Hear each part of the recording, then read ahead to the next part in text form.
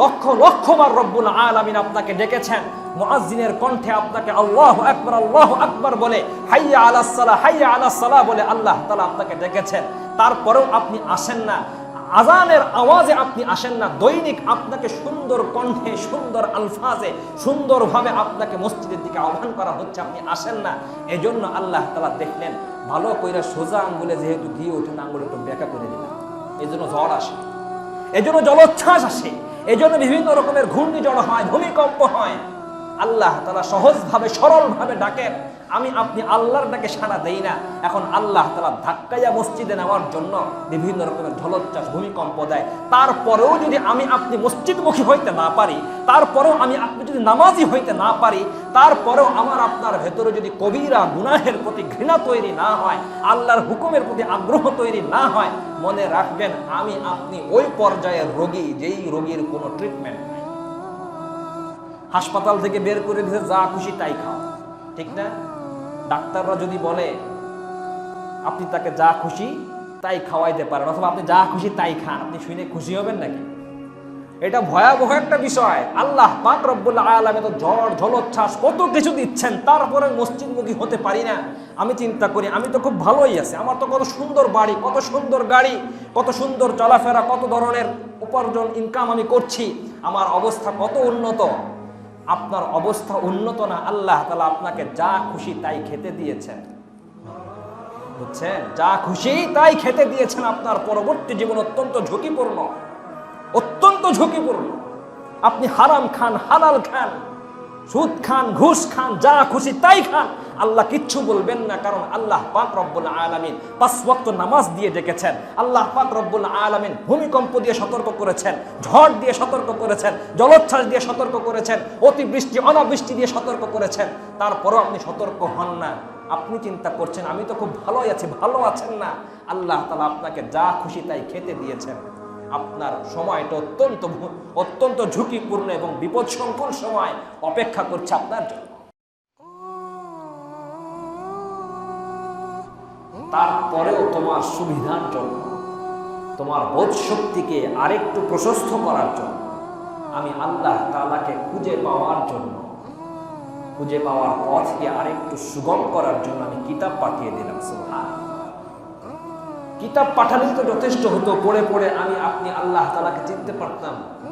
আল্লাহ তাআলা বললেন না, এতটুকুনেই আমি সীমাবদ্ধ করিনি, বরঞ্চ ওই কিতাব বুঝিয়ে দেওয়ার জন্য, ওই কিতাব আমি রব্বুল আলামিনের ফরমান, এই ফরমান মোতাবেক জীবিকা নির্বাহ করলে, জীবন অতিবাহিত করলে তোমার জীবনে কি ধরনের প্রভাব পড়বে সেই বিষয়ে উপলব্ধি করার জন্য, হৃদয়ঙ্গম করার জন্য আমি রব্বুল আলামিন রিজাল পাঠিয়ে দিলাম। আমি আল্লাহর পক্ষ থেকে বিশেষ মনোনীত কিছু মানুষ পাঠালাম, নবী পাঠালাম, রাসূল পাঠালাম। সুবহানাল্লাহ।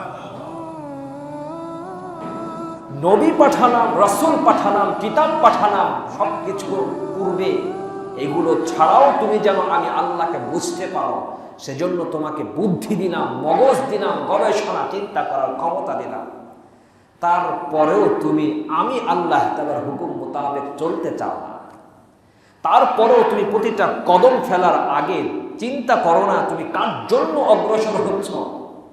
তারপরেও তুমি কথা বলার আগে ফিকির করো না তোমার প্রতিটা কথা কার জন্য হচ্ছে। তারপরেও তুমি যে কোনো কাজের ক্ষেত্রে এই ফিকির করো না যে তোমার সৃষ্টির পেছনে একটা মহৎ উদ্দেশ্য রয়েছে। বান্দা তারপরেও ভুলে যায়, বান্দা তারপরেও ভুলে যায়। এই জন্য রব্বুল আলামিনের পক্ষ থেকে মাঝে মাঝে রিমাইন্ডার আসে। কি আসে? রিমাইন্ডার। এই রিমাইন্ডারের নাম কি? ভূমিকম্প। এই রিমাইন্ডারের নাম হচ্ছে অতিবৃষ্টি। এই রিমাইন্ডারের নাম হচ্ছে অনাবৃষ্টি। এই রিমাইন্ডারের নাম হচ্ছে জলোচ্ছ্বাস, ঝড়, সাইক্লোন। আল্লাহ তাআলা বান্দাকে রিমাইন্ড করছেন, তুই ভুলে যাস না আমি রব্বুল আলামিন বলতে একটা শক্তি, মহাশক্তি রয়েছে। আমি রব্বুল আলামিন কিন্তু তোমার সবকিছু পর্যবেক্ষণ করছি। তোমাকে চিন্তা করার ক্ষমতা দিলাম, তোমাকে কিতাব দিলাম, তোমাকে রাসূল দিলাম। তোমার কাছে আমি আল্লাহ তাআলার হুকুমগুলো বোঝানোর জন্য যাবতীয় পথগুলো উন্মুক্ত করলাম। তারপরেও তুমি আমি আল্লাহর জন্য বিন্দু পরিমাণ সচেতন নও।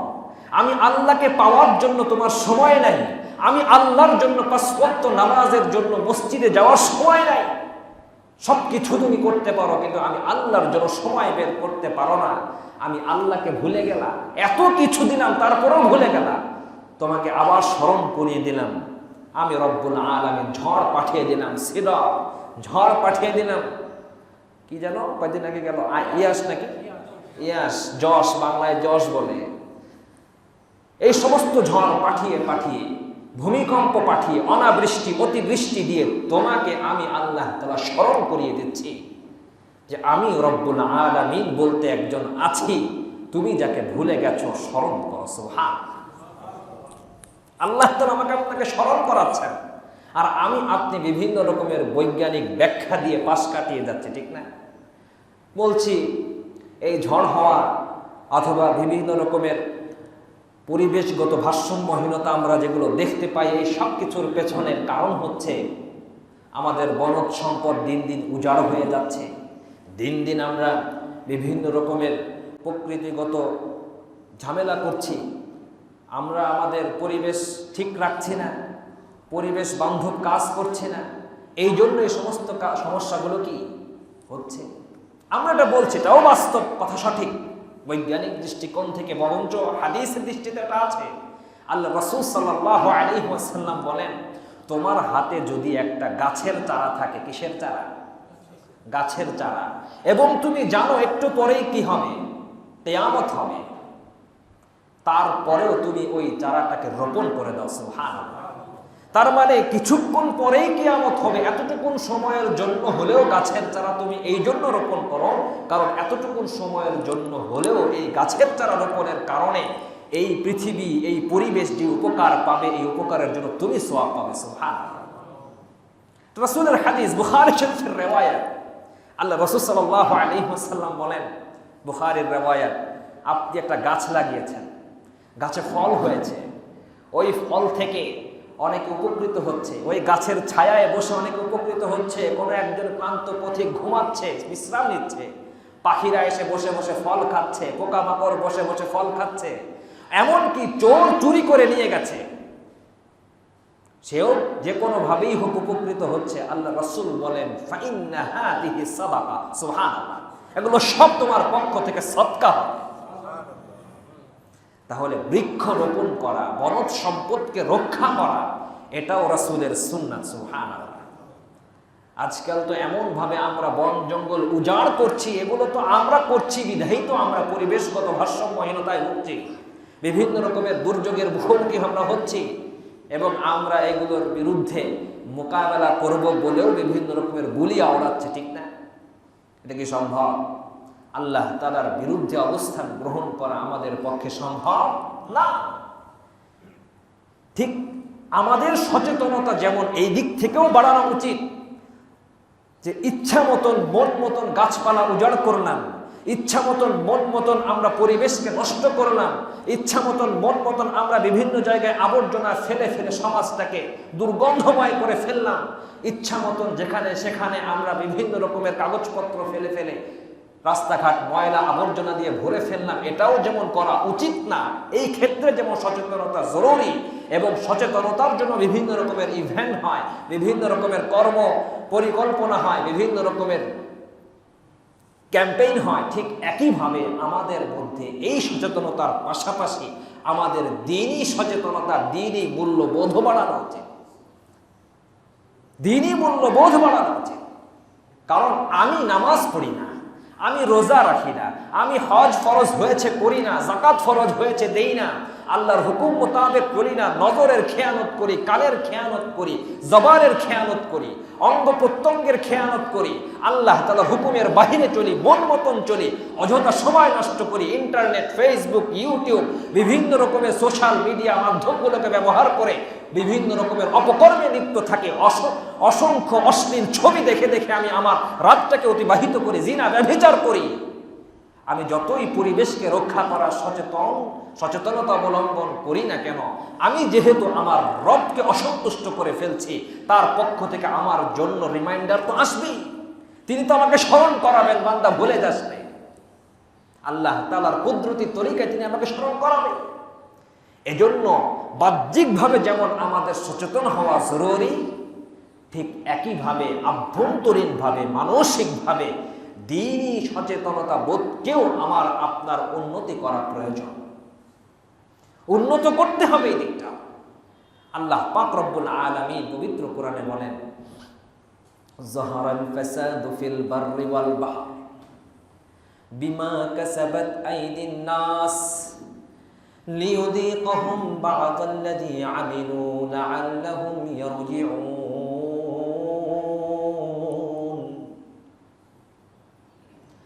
আল্লাহ বলেন যাহারাল ফাসাদ, যত ধরনের বিভিন্ন রকমের বিপর্যয়, প্রাকৃতিক দুর্যোগ তোমাদের সামনে প্রকাশ পায়, ফিল বাররি ওয়াল বাহর, জলে এবং স্থলে, যত জায়গায় যত ধরনের দুর্যোগ তোমরা দেখতে পাও, ঝড় দেখতে পাও, জলোচ্ছ্বাস দেখতে পাও, অতিবৃষ্টি দেখতে পাও, অনাবৃষ্টি দেখতে পাও, বন্যা দেখতে পাও, ভূমিকম্প দেখতে পাও, যত ধরনের বিপর্যয়ের প্রকাশ ঘটে এটা এমনি এমনি না। বিমা কাসাবাত আইদিন নাস, এগুলো সব তোমরা নিজের হাতেই কামাই করেছো। তোমরা আমি রব্বুল আলামিনের হুকুম মোতাবেক চলো নাই বিধায় তোমাদের জন্য রিমাইন্ডার পাঠিয়েছি, তোমাদেরকে রিমাইন্ড করছি। সুবহানাল্লাহ।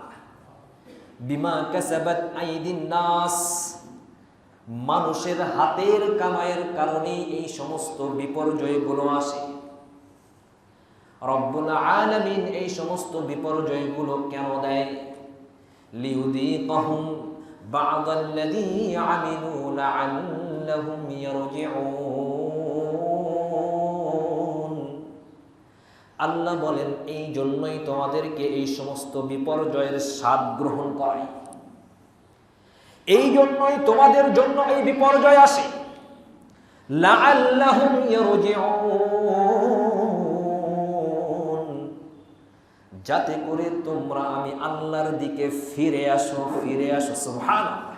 আল্লাহ আমাদেরকে ধ্বংস করতে চায় না, আমাদেরকে মিটিয়ে দিতে চায় না, আমাদেরকে বিপর্যয়ের মুখোমুখি করতে চায় তা নয়, বরঞ্চ আমি আপনি যেন আল্লাহর পথে ফিরে আসি। এজন্য রব্বুল আলামিন আমাকে আপনাকে মাঝে মাঝে ধাক্কা দিয়ে স্মরণ করিয়ে দেয়। সুবহানাল্লাহ। আর আমি আপনি বারবার ভুলে যাই, বারবার ভুলে যাই। আমার আপনার ভুলে যাওয়ার প্রবণতা কেমন, আল্লাহ তাআলা সেই উদাহরণটাও দিয়েছেন পবিত্র কোরআনে। সুবহানাল্লাহ। আল্লাহ বলেন, ফাইদা রাকিবু ফিল ফুলকি দা'আউল্লাহ মুখলিসিনা লাহুদ্দীন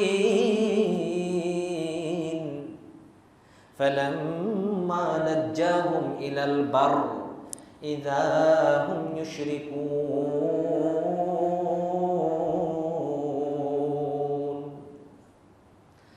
আল্লাহ বলেন, যখন আমার বান্দা রাকিবু ফিল ফুলকি, কোন ধরনের নৌযানে আরোহণ করে, নৌযানে যখন সে আরোহণ করে, নদীর মধ্যে সমুদ্র পথে থাকা অবস্থায় যখন কোন রকমের বিপর্যয় তৈরি হয়ে যায়, ঝড় উঠে যায়, তুফান উঠে যায়, দা'আউল্লাহ মুখলিসিন, তখন ওই বান্দা অনুভব করতে পারে আমার পাশে এমন কোন সাহায্যকারী কেউ নাই যে আমাকে সাহায্য করতে পারবে। গভীর সমুদ্রে আমি, চতুর্দিকে শুধু পানি আর পানি, বড় বড় ঢেউ, চতুর্দিকে অত্যন্ত বাতাস, এমন বাতাস যেই বাতাসে নৌযান উল্টে যাওয়ার উপক্রম। বান্দার দিলের ভেতরে ভয় থাকে, দা'আউল্লাহ, সে আল্লাহকে ডাকতে থাকে মুখলিসিন, অত্যন্ত একাগ্রতার সাথে, আন্তরিকভাবে, একান্ত চিত্তে, এমন ভাবে ডাকে সে বুঝতে পারে আমাকে বাঁচানোর কেউ নাই, একমাত্র আল্লাহই আমাকে বাঁচাইতে পারে। সুবহানাল্লাহ। আল্লাহ বলেন এইভাবে বান্দা আমি আল্লাহর প্রতি একনিষ্ঠ হয়ে যায় যখন সে এরকম বিপর্যয়ের মুখোমুখি হয়। দেখে গভীর সমুদ্র, ডানে বামে, সামনে পেছনে, চতুর্দিকে শুধু পানি আর পানি, বড় বড় ঢেউ, অত্যন্ত উত্তপ্ত বাতাস, বাতাসে সেই নৌযান হেলে দুলে পড়ছে, যে কোনো মুহূর্তে উল্টে যাবে, এই মুহূর্তে সে করবেটা কি? কেউ তো তাকে বাঁচানোর নাই। তখন আল্লাহকে ডাকতে থাকে সুবহানাল্লাহ। আমি একবার নিজের কানে শুনেছি এক হিন্দু বাড়িতে, আমি যেই মাদ্রাসায় পড়েছি পাশে একটা হিন্দু বাড়ি, তো বাড়ির থেকে আওয়াজ আসছে সিডরের সময় 2007-এ। তো আমরা বাহিরে, মাদ্রাসার একটা টিনের ঘর ছিল, টিনের ঘরের টিন যেন উড়ে চলে না যায়, সেই জন্য আমাদের ছাত্রদের মধ্যে কেউকে দায়িত্ব দেওয়া ছিল যে টিনের যেই ছিল ওটা ধরে দাঁড়িয়ে থাকবে, যাতে এটা টান দিয়ে উড়ায় নিয়ে না যায়। ছাত্ররা ভিতরে যে দাঁড়াইছিল, তো ওইখানে টিনের ঘরে দাঁড়ানো, পাশে হিন্দুদের বাড়ি। আমি হিন্দুদেরকে অসম্মান করে কথাগুলো বলছি না, বাস্তব জিনিসটা উপলব্ধি করানোর জন্য বলছি। হিন্দুদের বাড়ি, তো হিন্দু মহিলা তিনি রাম রাম রাম রাম করছেন। তো সেই মহিলার যিনি হাজবেন্ড, সে বলছে, এই চুপ কর, রাম রাম করিস না, রামের কাজ, এটা আল্লাহর কাজ, আল্লাহ আল্লাহ কর। সুবহানাল্লাহ করবেন না, বিপদে পড়লে রাম রাম থাকে না, আল্লাহ আল্লাহ হয়ে যায়। সুবহানাল্লাহ। তা আল্লাহ বল, বান্দা যখন এইরকম বিপদের মুখোমুখি হয়, মুখলিসিন আলাহুদ্দিন, আমি আল্লাহ তাআলার জন্য সে একনিষ্ঠ হয়ে যায়, আন্তরিক হয়ে যায়, একান্ত চিত্তে আমি আল্লাহ তাআলার ফরমাবর্দার হয়ে আমি আল্লাহর কাছে সে সাহায্য চাইতে থাকে। সুবহানাল্লাহ। আল্লাহ বলেন, ফালাম্মা নাজ্জাহুম ইলাল বার,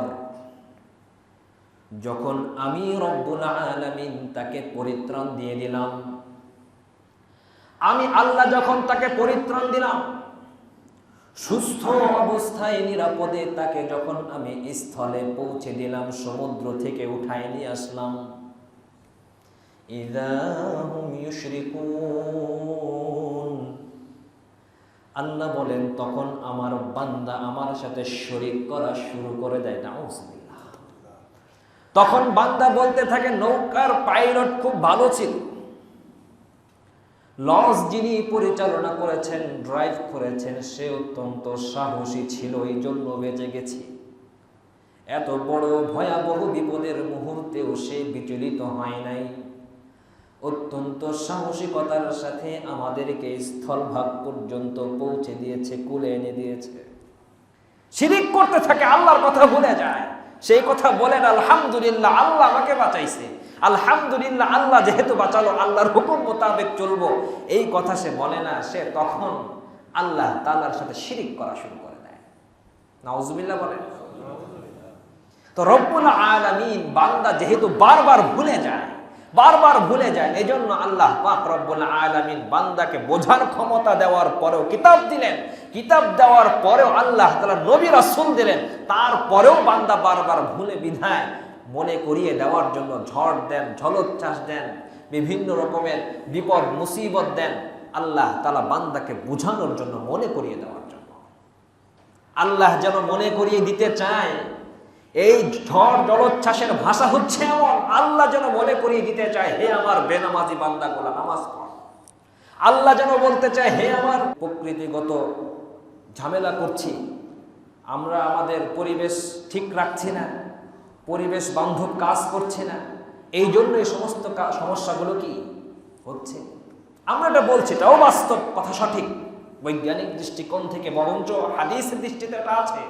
আল্লাহ রাসূল সাল্লাল্লাহু আলাইহি ওয়াসাল্লাম বলেন, তোমার হাতে যদি একটা গাছের চারা থাকে, কিসের চারা? গাছের চারা, এবং তুমি জানো একটু পরেই কি হবে, কিয়ামত হবে, তারপরেও তুমি ওই চারাটাকে রোপণ করে দাও। সুবহানাল্লাহ। তার মানে কিছুক্ষণ পরেই কিয়ামত হবে, এতটুকুন সময়ের জন্য হলেও গাছের চারা তুমি এই জন্য রোপণ করো, কারণ এতটুকুন সময়ের জন্য হলেও এই গাছের চারা রোপণের কারণে এই পৃথিবী, এই পরিবেশ যে উপকার পাবে, এই উপকারের জন্য তুমি সওয়াব পাবে। সুবহানাল্লাহ। রাসূলের হাদিস, বুখারী শরীফের riwayat, আল্লাহ রাসূল সাল্লাল্লাহু আলাইহি ওয়াসাল্লাম বলেন, বুখারীর riwayat, আপনি একটা গাছ লাগিয়েছেন, গাছে ফল হয়েছে, ওই ফল থেকে অনেকে উপকৃত হচ্ছে, ওই গাছের ছায়ায় বসে অনেকে উপকৃত হচ্ছে, কোনো একজন ক্লান্ত পথিক ঘুমাচ্ছে, বিশ্রাম নিচ্ছে, পাখিরা এসে বসে বসে ফল খাচ্ছে, পোকামাকড় বসে বসে ফল খাচ্ছে, এমনকি চোর চুরি করে নিয়ে গেছে, সেও যে কোনো ভাবেই হোক উপকৃত হচ্ছে। আল্লাহ রাসূল বলেন, ফাইন্না হাদিহি সাদাকা। সুবহানাল্লাহ। এগুলো সব তোমার পক্ষ থেকে সদকা হবে। তাহলে বৃক্ষ রোপণ করা, বনজ সম্পদকে রক্ষা করা, এটাও রাসূলের সুন্নাত। সুবহানাল্লাহ। আজকাল তো এমন ভাবে আমরা বন জঙ্গল উজাড় করছি, এগুলো তো আমরা করছি বিধায়ী তো আমরা পরিবেশগত ভারসাম্যহীনতায় ভুগছি, বিভিন্ন রকমের দুর্যোগের মুখোমুখি আমরা হচ্ছি, এবং আমরা এগুলোর বিরুদ্ধে মোকাবেলা করব বলেও বিভিন্ন রকমের গুলি আওড়াচ্ছে, ঠিক না? এটা কি সম্ভব? আল্লাহ তাআলার বিরুদ্ধে অবস্থান গ্রহণ করা আমাদের পক্ষে সম্ভব না। ঠিক আমাদের সচেতনতা যেমন এই দিক থেকেও বাড়ানো উচিত যে ইচ্ছা মতন মন মতন গাছপালা উজাড় করলাম, ইচ্ছা মতন মন মতন আমরা পরিবেশকে নষ্ট করলাম, ইচ্ছা মতন মন মতন আমরা বিভিন্ন জায়গায় আবর্জনা ফেলে ফেলে সমাজটাকে দুর্গন্ধময় করে ফেললাম, ইচ্ছা মতন যেখানে সেখানে আমরা বিভিন্ন রকমের কাগজপত্র ফেলে ফেলে রাস্তাঘাট ময়লা আবর্জনা দিয়ে ভরে ফেললাম, এটাও যেমন করা উচিত না। এই ক্ষেত্রে যেমন সচেতনতা জরুরি, এবং সচেতনতার জন্য বিভিন্ন রকমের ইভেন্ট হয়, বিভিন্ন রকমের কর্ম পরিকল্পনা হয়, বিভিন্ন রকমের ক্যাম্পেইন হয়, ঠিক একইভাবে আমাদের মধ্যে এই সচেতনতার পাশাপাশি আমাদের দ্বীনি সচেতনতা, দ্বীনি মূল্যবোধ বাড়ানো উচিত, দ্বীনি মূল্যবোধ বাড়ানো উচিত। কারণ আমি নামাজ পড়ি না, আমি রোজা রাখি না, আমি হজ ফরজ হয়েছে করি না, যাকাত ফরজ হয়েছে দেই না, আল্লাহর হুকুম মোতাবেক করি না, নজরের খেয়ানত করি, কানের খেয়ানত করি, জবানের খেয়ানত করি, অঙ্গ প্রত্যঙ্গের খেয়ানত করি, আল্লাহ তাআলার হুকুমের বাহিরে চলি, মন মতন চলি, অযথা সময় নষ্ট করি, ইন্টারনেট, ফেসবুক, ইউটিউব, বিভিন্ন রকমের সোশ্যাল মিডিয়া মাধ্যমগুলোকে ব্যবহার করে বিভিন্ন রকমের অপকর্মে লিপ্ত থাকে, অসংখ্য অশ্লীল ছবি দেখে দেখে আমি আমার রাতটাকে অতিবাহিত করি, জিনা ব্যভিচার করি। আমি যতই পরিবেশকে রক্ষা করার সচেতনতা অবলম্বন করি না কেন, আমি যেহেতু আমার রবকে অসন্তুষ্ট করে ফেলছি, তার পক্ষ থেকে আমার জন্য রিমাইন্ডার তো আসবেই, তিনি তো আমাকে স্মরণ করাবেন, বান্দা ভুলে যাস না। আল্লাহ তাআলার কুদরতি তরিকায় তিনি আমাকে স্মরণ করাবেন।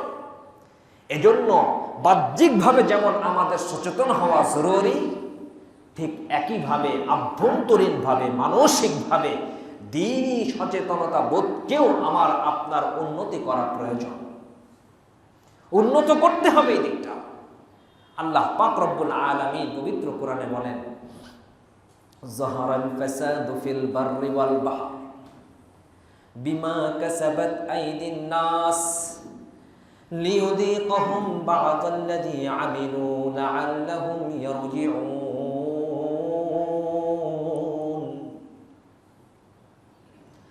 আল্লাহ বলেন, যাহারাল ফাসাদ,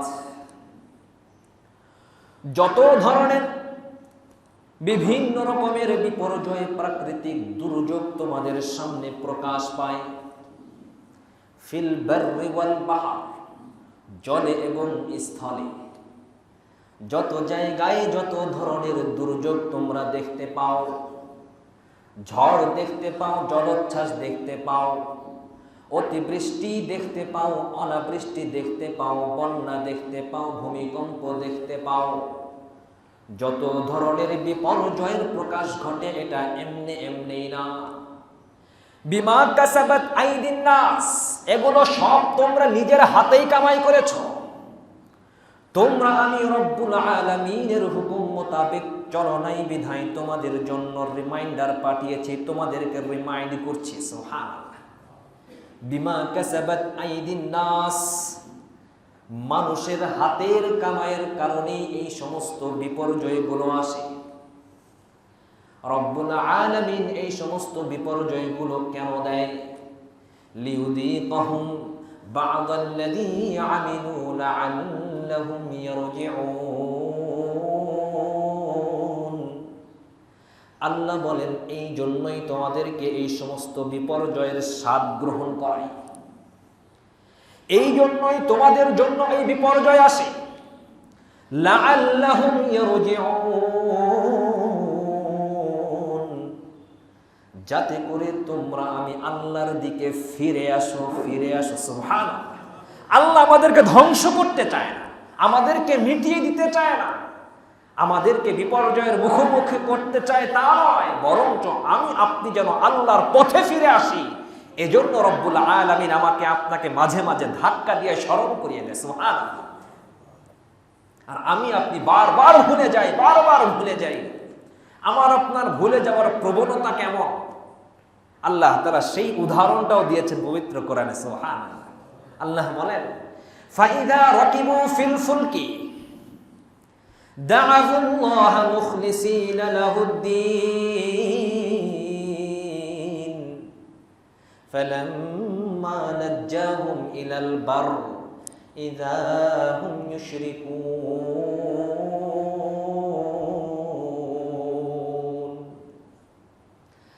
আল্লাহ বলেন, যখন আমার বান্দা রাকিবু ফিল ফুলকি, কোন ধরনের নৌযানে আরোহণ করে, নৌযানে যখন সে আরোহণ করে, নদীর মধ্যে সমুদ্র পথে থাকা অবস্থায় যখন কোন রকমের বিপর্যয় তৈরি হয়ে যায়, ঝড় উঠে যায়, তুফান উঠে যায়, দাআউল্লাহ মুখলিসিন, তখন ওই বান্দা অনুভব করতে পারে আমার পাশে এমন কোন সাহায্যকারী কেউ নাই যে আমাকে সাহায্য করতে পারবে। গভীর সমুদ্রে আমি, চতুর্দিকে শুধু পানি আর পানি, বড় বড় ঢেউ, চতুর্দিকে অত্যন্ত বাতাস, এমন বাতাস যেই বাতাসে নৌযান উল্টে যাওয়ার উপক্রম। বান্দার দিলের ভেতরে ভয় থাকে, দাআউল্লাহ, সে আল্লাহকে ডাকতে থাকে মুখলিসিন, অত্যন্ত একাগ্রতার সাথে, আন্তরিকভাবে, একান্ত চিত্তে এমন ভাবে ডাকে সে বুঝতে পারে আমাকে বাঁচানোর কেউ নাই, একমাত্র আল্লাহই আমাকে বাঁচাইতে পারে। সুবহানাল্লাহ। আল্লাহ বলেন, এইভাবে বান্দা আমি আল্লাহর প্রতি একনিষ্ঠ হয়ে যায় যখন সে এরকম বিপর্যয়ের মুখোমুখি হয়, দেখে গভীর সমুদ্র, ডানে বামে, সামনে পেছনে, চতুর্দিকে শুধু পানি আর পানি, বড় বড় ঢেউ, অত্যন্ত উত্তপ্ত বাতাস, বাতাসে সেই নৌযান হেলে দুলে পড়ছে, যে কোনো মুহূর্তে উল্টে যাবে। এই মুহূর্তে সে করবেটা কি? কেউ তো তাকে বাঁচানোর নাই। তখন আল্লাহকে ডাকতে থাকে। সুবহানাল্লাহ। আমি একবার নিজের কানে শুনেছি, এক হিন্দু বাড়িতে, আমি যেই মাদ্রাসায় পড়েছি পাশে একটা হিন্দু বাড়ি, তো বাড়ির থেকে আওয়াজ আসছে সিডরের সময় 2007-এ। তো আমরা বাহিরে, মাদ্রাসার একটা টিনের ঘর ছিল, টিনের ঘরের টিন যেন উড়ে চলে না যায়, সেই জন্য আমাদের ছাত্রদের মধ্যে কেউকে দায়িত্ব দেওয়া ছিল যে টিনের যেই ছিল ওটা ধরে দাঁড়িয়ে থাকবে, যাতে এটা টান দিয়ে উড়ায় নিয়ে না যায়। ছাত্ররা ভিতরে যে দাঁড়াইছিল, তো ওইখানে টিনের ঘরে দাঁড়ানো, পাশে হিন্দুদের বাড়ি। আমি হিন্দুদেরকে অসম্মান করে কথাগুলো বলছি না, বাস্তব জিনিসটা উপলব্ধি করানোর জন্য বলছি। হিন্দুদের বাড়ি, তো হিন্দু মহিলা, তিনি রাম রাম রাম রাম করছেন। তো সেই মহিলার যিনি হাজবেন্ড, সে বলছে, এই চুপ কর, রাম রাম করিস না, রামের কাজ, এটা আল্লাহর কাজ, আল্লাহ আল্লাহ কর। সুবহানাল্লাহ করবেন না, বিপদে পড়লে রাম রাম থাকে না, আল্লাহ আল্লাহ হয়ে যায়। সুবহানাল্লাহ। তা আল্লাহ বল, বান্দা যখন এইরকম বিপদের মুখোমুখি হয়, মুখলিসিন লাহুদ্দিন, আমি আল্লাহ তাআলার জন্য সে একনিষ্ঠ হয়ে যায়, আন্তরিক হয়ে যায়, একান্ত চিত্তে আমি আল্লাহ তাআলার ফরমাবর্তী হয়ে আমি আল্লাহর কাছে সে সাহায্য চাইতে থাকে। সুবহানাল্লাহ। আল্লাহ বলেন, ফালাম্মা নাজ্জাহুম ইলাল বার, যখন আমি রব্বুল আলামিন তাকে পরিত্রাণ দিয়ে দিলাম, আমি আল্লাহ যখন তাকে পরিত্রাণ দিলাম, সুস্থ অবস্থায় নিরাপদে তাকে যখন আমি স্থলে পৌঁছে দিলাম, সমুদ্র থেকে উঠায় নিয়ে আসলাম, ইযা হুম ইউশরিকুন, আল্লাহ বলেন তখন আমার বান্দা আমার সাথে শরীক করা শুরু করে দেয়। নাউযুবিল্লাহ। তখন বান্দা বলতে থাকে, নৌকার পাইলট খুব ভালো ছিল, লঞ্চ যিনি পরিচালনা করেছেন, ড্রাইভ করেছেন, সে অত্যন্ত সাহসী ছিল, এই জন্য বেঁচে গেছি। এত বড় ভয়াবহ বিপদের মুহূর্তেও সে বিচলিত হয় নাই, অত্যন্ত সাহসিকতার সাথে আমাদেরকে স্থলভাগ পর্যন্ত পৌঁছে দিয়েছে, কুলে এনে দিয়েছে। শিরিক করতে থাকে, আল্লাহর কথা ভুলে যায়। সেই কথা বলেন, আলহামদুলিল্লাহ, আল্লাহ আমাকে বাঁচাইছে, আলহামদুলিল্লাহ, আল্লাহ যেহেতু বাঁচালো, আল্লাহর হুকুম মোতাবেক চলবো, এই কথা সে বলে না। সে তখন আল্লাহ তাআলার সাথে শিরিক করা শুরু করে দেয়। নাউযুবিল্লাহ বলেন। তো রব্বুল আলামিন, বান্দা যেহেতু বারবার ভুলে যায়, বারবার ভুলে যায়। এজন্য আল্লাহ পাক রব্বুল আলামিন বান্দাকে বোঝার ক্ষমতা দেওয়ার পরেও কিতাব দিলেন, কিতাব দেওয়ার পরেও আল্লাহ তাআলা নবী রাসূল দিলেন, তারপরেও বান্দা বারবার ভুলে বিধায় মনে করিয়ে দেওয়ার জন্য ঝড় দেন, ঝলোচ্ছ্বাস দেন, বিভিন্ন রকমের বিপদ মুসিবত দেন আল্লাহ তাআলা বান্দাকে বোঝানোর জন্য, মনে করিয়ে দেওয়ার জন্য। আল্লাহ যেন মনে করিয়ে দিতে চায়। এই ঝড় জলোচ্ছ্বাসের ভাষা হচ্ছে এমন, আল্লাহ যেন মনে করিয়ে দিতে চায়, হে আমার বেনামাজি বান্দাগুলা নামাজ পড়। আল্লাহ যেন বলতে চায়, হে আমার নাফরমান বান্দাগুলা ফরমাবরদার হয়ে যা।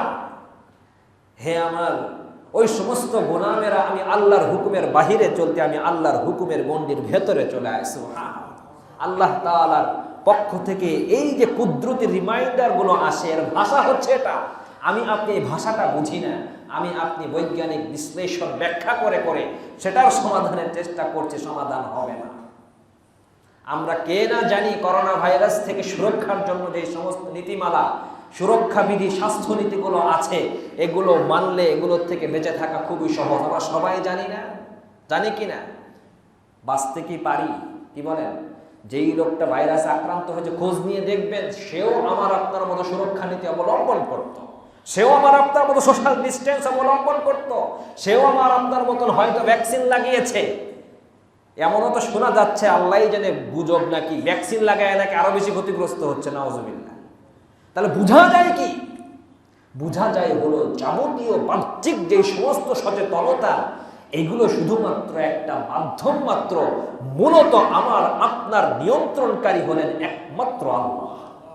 এজন্য আপনি যতই গাছ লাগান, যতই পরিবেশ বান্ধব ক্যাম্পেইন করেন, যতই মানুষকে পরিবেশের বিভিন্ন রকমের সচেতনতা আপনি মানুষের ভেতরে তৈরি করার চেষ্টা করেন, যদি আমার আপনার দিনের ভেতরে সঠিক দ্বীনি বোধ, সচেতনতা বোধ তৈরি না হয়, কোরআন সুন্নাহর প্রতি ভালোবাসা তৈরি না হয়, আল্লাহর হুকুমের গণ্ডির ভেতরে থাকার মানসিকতা তৈরি না হয়, আমার আপনার জন্য এই বিপর্যয় থেকে বাঁচা সম্ভব না।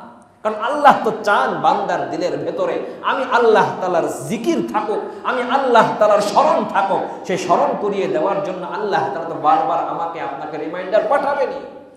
আমি ভুলে যাই বিধায় তো ভোলা রোগ থেকে আমাকে আল্লাহ তাআলা রক্ষা করতে চান। আমি যদি তাকে না ভুলি, তাহলে তো আমার জন্য আর রিমাইন্ডার আসবে না। কি বলে? এজন্য এই সমস্ত বিপর্যয় মুসিবত থেকে বাঁচার জন্য প্রধান এবং প্রথম পদক্ষেপ হচ্ছে আমার আপনার দিলের ভেতরে আল্লাহর মহব্বত ঢোকানো এবং আল্লাহ তাআলার হুকুম মোতাবেক জীবনটা চালানো। পারা যাবে তো ইনশাআল্লাহ। আল্লাহ পাক রব্বুল আলামিনের যতগুলো হুকুম আছে, এই সমস্ত হুকুমগুলোর উপরে আমল করা আমার আপনার পক্ষে হঠাৎ করে একসাথে সম্ভব না। কিন্তু এই হুকুমের প্রতি ভালোবাসা, মহাব্বত যদি তৈরি করা থাকে বা তৈরি হয়ে যায়, তবে ধীরে ধীরে হলেও একটা পর্যায়ে আমি আপনি সত্যিকার অর্থে আল্লাহ ওয়ালা হয়ে যায়। সুবহানাল্লাহ।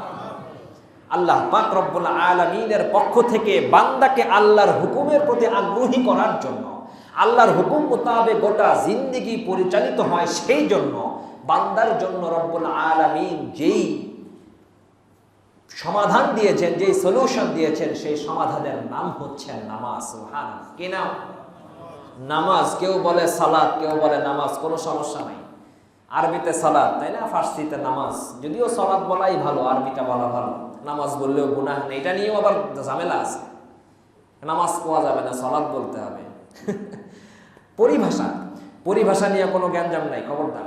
তো নামাজ হোক, সালাত হোক, যাই হোক, আল্লাহ পাক রব্বুল আলামিনের হুকুম মোতাবেক পরিচালনা যদি আমার আপনার গোটা জীবনকে করতে হয়, প্রথম পদক্ষেপ হচ্ছে নামাজের প্রতি মনোযোগী হওয়া। কি হওয়া? নামাজের প্রতি মনোযোগী হওয়া। কারণ কি জানেন? নামাজ হচ্ছে এমন একটা ইবাদত, এই ইবাদতের মধ্যে আল্লাহ তাআলার অনেকগুলো আমল ঢুকায় দিয়েছেন। সুবহানাল্লাহ।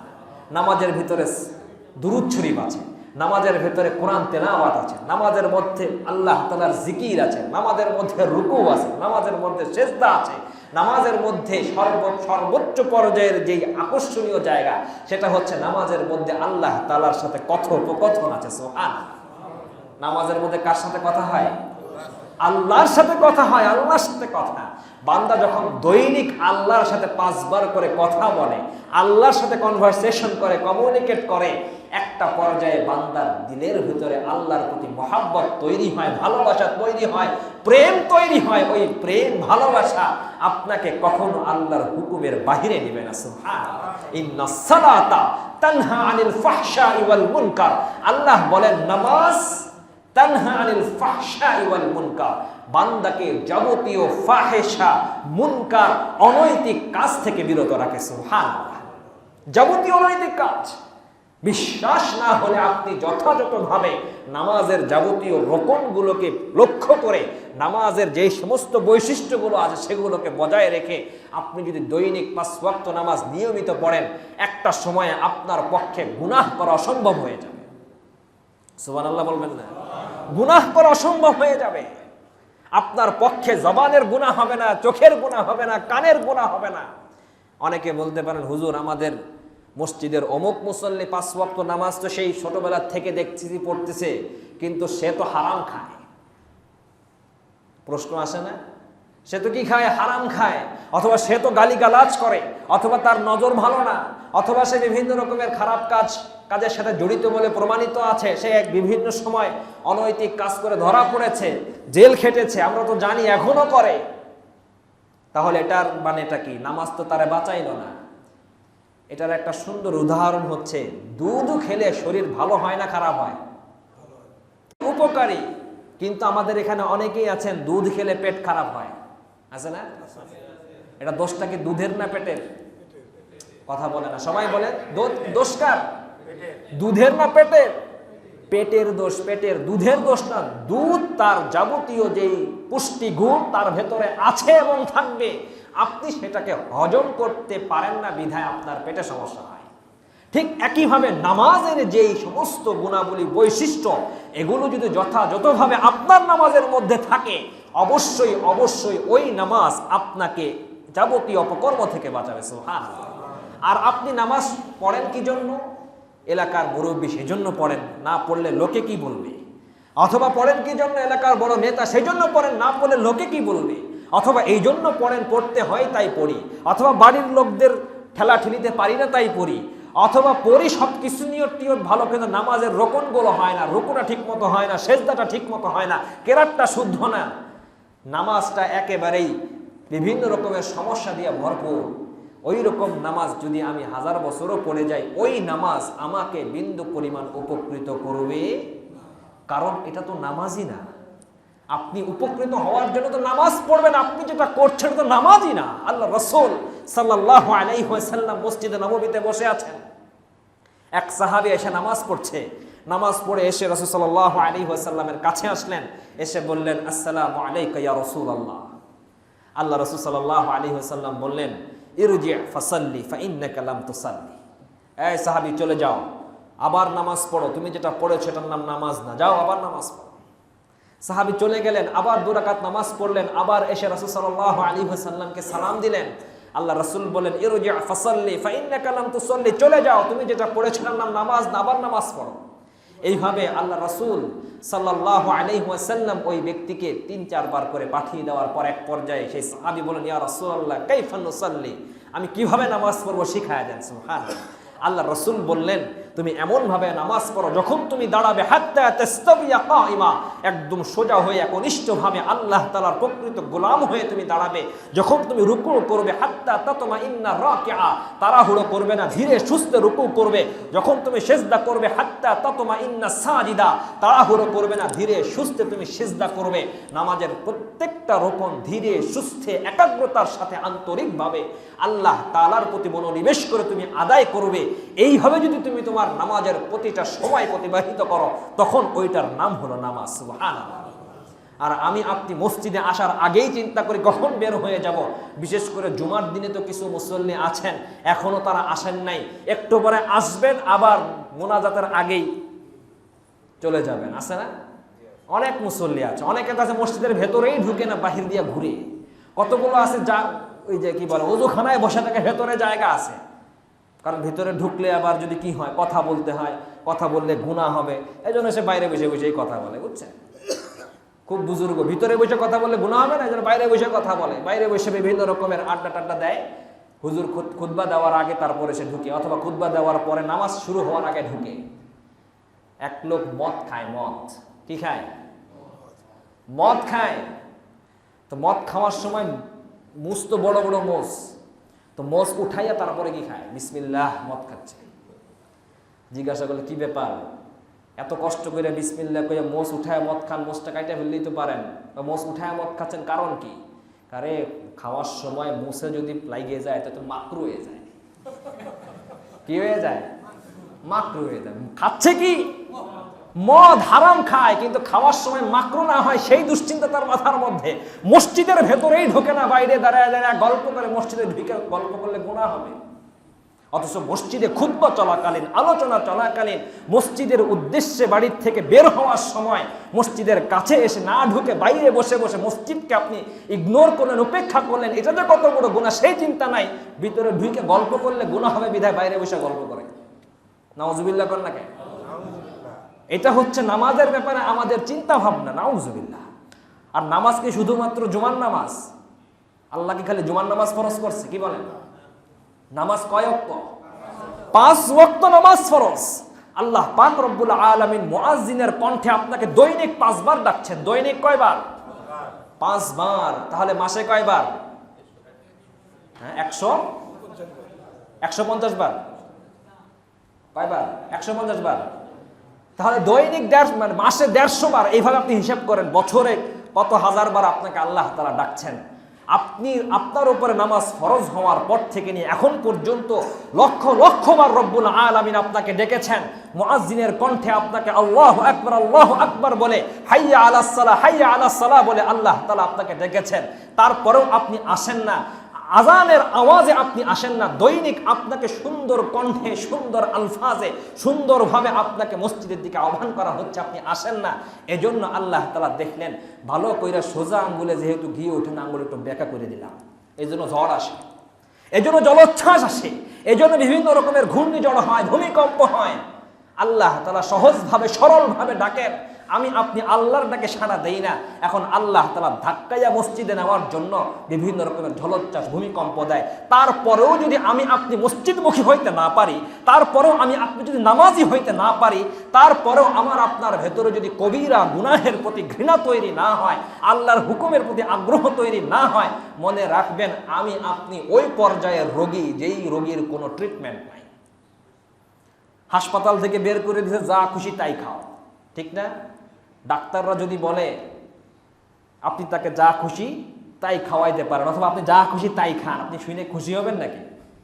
এটা ভয়াবহ একটা বিষয়। আল্লাহ পাক রব্বুল আলামিন তো ঝড় ঝলোচ্ছ্বাস কত কিছু দিচ্ছেন, তারপরে মসজিদমুখী হতে পারি না। আমি চিন্তা করি আমি তো খুব ভালোই আছি, আমার তো কত সুন্দর বাড়ি, কত সুন্দর গাড়ি, কত সুন্দর চলাফেরা, কত ধরনের উপার্জন, ইনকাম আমি করছি, আমার অবস্থা কত উন্নত। আপনার অবস্থা উন্নত না, আল্লাহ তাআলা আপনাকে যা খুশি তাই খেতে দিয়েছেন। বুঝছেন? যা খুশি তাই খেতে দিয়েছেন। আপনার পরবর্তী জীবন অত্যন্ত ঝুঁকিপূর্ণ, অত্যন্ত ঝুঁকিপূর্ণ। আপনি হারাম খান, হালাল খান, সুদ খান, ঘুষ খান, যা খুশি তাই খান, আল্লাহ কিচ্ছু বলবেন না। কারণ আল্লাহ পাক রব্বুল আলামিন 5 ওয়াক্ত নামাজ দিয়ে ডেকেছেন। আল্লাহ পাক রব্বুল আলামিন ভূমিকম্প দিয়ে সতর্ক করেছেন, ঝড় দিয়ে সতর্ক করেছেন, জলোচ্ছ্বাস দিয়ে সতর্ক করেছেন, অতিবৃষ্টি অনাবৃষ্টি দিয়ে সতর্ক করেছেন। তারপরও আপনি সতর্ক হন না। আপনি চিন্তা করছেন আমি তো খুব ভালোই আছি, ভালো আছেন না। আল্লাহ তাআলা আপনাকে যা খুশি তাই খেতে দিয়েছেন। আপনার সময়টা অত্যন্ত ঝুঁকিপূর্ণ এবং বিপদসংকুল সময় অপেক্ষা করছে আপনার জন্য। এজন্য এই সমস্ত পরিস্থিতিতে আপনাকে আরো বেশি সচেতন হওয়া যায়। বিশেষ করে আমরা যারা এখানে উপস্থিত হয়েছে অনেকেই আসে শুধুমাত্র জুমার দিনেই আসি। আল্লাহর ওয়াস্তে, আল্লাহর কসম করে বলছি, আল্লাহর কসম করে বলছি, আপনি যদি নিজের ক্ষেত্রে শুধুমাত্র জুমার নামাজটাকেই আপনার পক্ষ থেকে, আল্লাহ তাআলার পক্ষ থেকে আপনার জন্য দায়িত্ব মনে করে থাকেন, আপনি ভুল করছেন। একটু পরে আসরের আজান হবে, ওই আজানেও এই জুমার নামাজের জন্য যতটুকু গুরুত্ব দিয়ে মসজিদে এসেছেন, ঠিক একই পর্যায়ের গুরুত্ব দিয়ে আপনাকে আসরের নামাজের আজান শোনার সাথে সাথে মসজিদে আসা চাই। মাগরিবের নামাজে জামাতে অংশগ্রহণ করা চাই, এশার জামাতে অংশগ্রহণ করা চাই, ফজরের জামাতেও জুমার নামাজের মতন ভরপুর মসজিদে মুসল্লি হওয়া চাই। কই আপনি তো মনে করছি জুমার নামাজে আসলেই সব শেষ। ফজরের নামাজে 1 কাতার 2 কাতার, সর্বোচ্চ 2 কাতারের পরে 2-3 জন থাকতেও পারে, নাও থাকতে পারে, এই পর্যায়ের মুসল্লি আমরা। আপনি কি মনে করছেন এমনি কিছুর সমাধান হয়ে যাবে? অনেকে আবার মনে মনে চিন্তা করে, গবেষণা করে, আরে আল্লাহ তো দয়ালু। আল্লাহ কি? আল্লাহ তো দয়ালু, অনেক দয়ার আধার, আল্লাহ ক্ষমা করে দিবে। কি বলেন? হ্যাঁ, আল্লাহ যদি ক্ষমা করতে পারেন, এটা আল্লাহ তাআলার ক্ষমতা আছে, তিনি চাইলে পারেন। কিন্তু রব্বুল আলামিন যেমন দয়ালু, তিনি তেমন কাহ্হার, রাগান্বিত। লিল্লাহিল ওয়াহিদিল কাহ্হার। আল্লাহ বলেন, যখন সবকিছু শেষ হয়ে যাবে, সবকিছু ধ্বংস হয়ে যাবে, কুল্লু মান আলাইহা ফান ওয়া ইয়াবকা ওয়াজহু রাব্বিকা যুল জালালি ওয়াল ইকরাম। সব শেষ, সব ধ্বংস হয়ে গেছে, একমাত্র আল্লাহ তাআলা আছে। আল্লাহ পাক রব্বুল আলামিন তখন বলবেন, লিমানিল মুলকুল ইয়াউম, আজকের রাজত্ব কার? কোথায় বেনামাজিরা? কোথায় সুদখোররা, ঘুষখোররা? কোথায় ওই সমস্ত আল্লাহর হুকুমের বিরুদ্ধাচরণকারীরা? কোথায় ওই সমস্ত রাজা বাদশারা যারা আল্লাহ তাআলার ক্ষমতার সাথে নিজের ক্ষমতাকে টেক্কা লাগিয়েছিল? আল্লাহ পাক বলবেন, কোথায় তারা? লিমানিল মুলকুল ইয়াউম, আজকের রাজত্ব কার? লিল্লাহিল ওয়াহিদিল কাহ্হার। আল্লাহ বলবেন, একমাত্র রাগান্বিত সত্তা আমি রব্বুল আলামিনের যাবতীয় রাজত্ব। সুবহানাল্লাহ। আল্লাহ তাআলা রাগান্বিত সত্তা, হুয়ার রহমান ফিদ দুনিয়া ওয়ার রহিম ফিল আখিরা। আল্লাহ পাক রব্বুল আলামিন পৃথিবীতে রহমান, কিন্তু আখিরাতে হচ্ছেন রহিম। রহমান মানে হলো এমন দয়ালু, যেই দয়া ব্যাপক ব্যাপক ব্যাপক দয়ালু। তার মানে আপনি গুনাহ করলেও আল্লাহর দয়া পাবেন, শ্বাস নিঃশ্বাস নিতে পারবেন, চোখ দিয়ে দেখতে পারবেন, কান দিয়ে শুনতে পারবেন, 3 বেলা খানা খাবেন, রাত্রে আরামে ঘুমাবেন, ঘুম থেকে স্বাভাবিকভাবে জাগবেন, সবকিছু দুনিয়ার কার্যকলাপ চলবে। আল্লাহর হুকুম মানলেও চলবে, না মানলেও চলবে। কাফেরকেও খাওয়াবেন, ইহুদিকেও খাওয়াবেন, মুসলমানকেও খাওয়াবেন, অমুসলমানকেও খাওয়াবেন, নাফরমানকেও খাওয়াবেন, আল্লাহ তাআলার ফরমাবরদারকেও খাওয়াবেন। সবার প্রতি আল্লাহ তাআলার রহমত আম এবং ব্যাপক, এর নাম হলো তিনি রহমান। সুবহানাল্লাহ। আর হুয়ার রহিম ফিল আখিরা, আর আখিরাতের ক্ষেত্রে রব্বুল আলামিন হচ্ছেন রহিম। রহিম মানে হলো বিশেষ দয়া। কি দয়ালু? যেই দয়া আল্লাহ তাআলা সবাইকে করবেন না, শুধুমাত্র তাদেরকেই করবেন যারা পৃথিবীতে আল্লাহর হুকুম মেনে আল্লাহ তাআলার সামনে আল্লাহ তাআলার সন্তোষভাজন গোলাম হয়ে উপস্থিত হয়েছে। শুধুমাত্র তাদের জন্যই রব্বুল আলামিনের দয়া নির্ধারিত থাকবে। আল্লাহ তাআলা ওই গোলামগুলোকে ডাকবেন, ইয়া আইয়াতুহান নাফসুল মুতমাইন্না ইরজিই ইলা রাব্বিক রাদিয়াতান মারদিয়া ফাদখুলি ফি ইবাদি ওয়াদখুলি জান্নাতি। ওই সমস্ত প্রশান্ত হৃদয়ের মানুষগুলো যারা আমি আল্লাহর হুকুম মেনেছ, এদিকে আসো আমার কাছে। ইরজিই ইলা রাব্বিক, তোমার রবের কাছে আসো। রাদিয়াতান, সন্তুষ্ট হয়ে, মারদিয়াতান, সন্তোষভাজন হয়ে। তুমি আমি রবের প্রতি সন্তুষ্ট, আমি রব তোমার প্রতি সন্তুষ্ট। সুবহানাল্লাহ।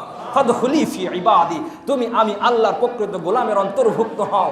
ওয়াদখুলি জান্নাতি, যাও আমি রব্বুল আলামিন তোমার জন্য বিশেষ দয়া বরাদ্দ করে রেখেছি, জান্নাতে ঢুকে যাও। সুবহানাল্লাহ। এজন্য ওই সময়ের বিশেষ দয়া আমাকে আপনাকে যদি পেতে হয়, আল্লাহ তাআলার পক্ষ থেকে যে সমস্ত ফরমান হুকুম, বিশেষ করে 5 ওয়াক্ত নামাজ সহ যাবতীয় বিভিন্ন রকমের আমলগুলো, ফরজ আমলগুলোর প্রতি আমাকে আপনাকে আরো বেশি যত্নবান হতে হবে, আগ্রহী হতে হবে, সচেতন হতে হবে। আল্লাহ পাক রব্বুল আলামিন আমাদেরকে বোঝার তৌফিক দান করেন। সকলে পড়ি আমিন। বিশেষ করে আমরা যারা নওজোয়ান যুবক আছি, যারা একটু বয়স হয়ে যায়, তারা তো নামাজ কালাম পড়ে। যদিও একটা দৃষ্টান্ত মনে পড়ছে, বলি, কষ্ট পাবেন না। আমাদের মধ্যে অনেকে আছেন জওয়ান বয়সে, স্বাভাবিক বয়সে তারা নামাজ কালাম হয়তো করেননি, পরবর্তীতে তার ভেতরে কি আসছে, একটু সচেতনতা বোধ বা অনুশোচনা আসছে, নামাজ পড়া শুরু করেছেন, আল্লাহর হুকুম মানা শুরু করেছেন। আলহামদুলিল্লাহ, এটাও ভালো একটা সাইন, ভালো একটা আলামত। আল্লাহ পাক রব্বুল আলামিন এই ওসিলাতেও তাকে কি করে দিতে পারেন, মাফ করে দিতে পারেন। কারণ মৃত্যু পর্যন্ত মুসলমানের জন্য তওবার দরজা খোলা।